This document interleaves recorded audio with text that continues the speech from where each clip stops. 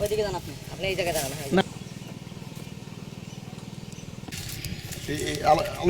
গাছ আছে 600 গাছের মধ্যে আমার 450 গাছ কেটেই দিয়েছে।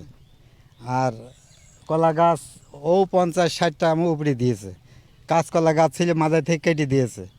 তারপর যারা কেটেছে এরা হলো বজা, পাগলা, ইসরাফিল ওরফে পাগলা, বজা, মতিন, তারপরে হইল সাজু, রবিউল, এরা এরা এসে গাছগুলা কেটে দিয়ে গেছে।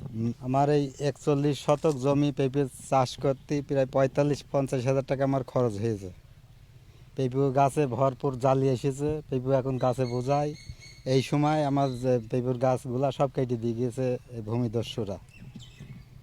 তা আমার এই পেঁপে আমার মোটামুটি আমি 1 থেকে 1.5 লাখ টাকা লাভের আশায় করেছি।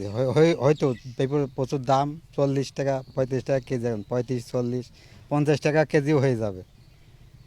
আমার তো 1.5-2 লাখ টাকা লাভ হইতো। তা এই আমাদের বিশাল ক্ষতি করে দিয়ে গেছে। আমি তো একেবারে ক্ষতিগ্রস্ত। আমার জমি 41 শতক, আমার জমির নাম খাজনা সব আছে। তারপরে ভূমিদস্যুরা জমি দখল করতে এসেছে। মেম্বার এসেছে, আমাদের এই পাড়ার লোকজন, এই সাজু, তারপর রবিউল, তারপরে বজা, পাগলা। আপনি চিনতে পেরেছেন তাদের? হ্যাঁ, সব চিনি। না, যারা কেটেছে আপনি কি ছিল না, তারা করে হ্যাঁ, ওই পাশের লোকে আমার পাশে বাড়ি আছে, ওরা বলল মনো মেম্বার উনি ছিল আমার বাড়ির পাশে। উনি আমার ডাকে, উনি বলে উনি এইভাবে গাছ কাটছে, তা আমার বলবে না। কখন? এই সকাল 8টার দিকে। 8 ঘটিকার সময় এলাকার কিছু ভূমিদস্যু তারা এই পেঁপে বাগানে আসার পরেই আপনার হচ্ছে পেঁপে গাছ পুরাপুরি আমার 600 চারার ভিতরে 450 থেকে 500 গাছ কেটে তারা ফেলে চলে যায়।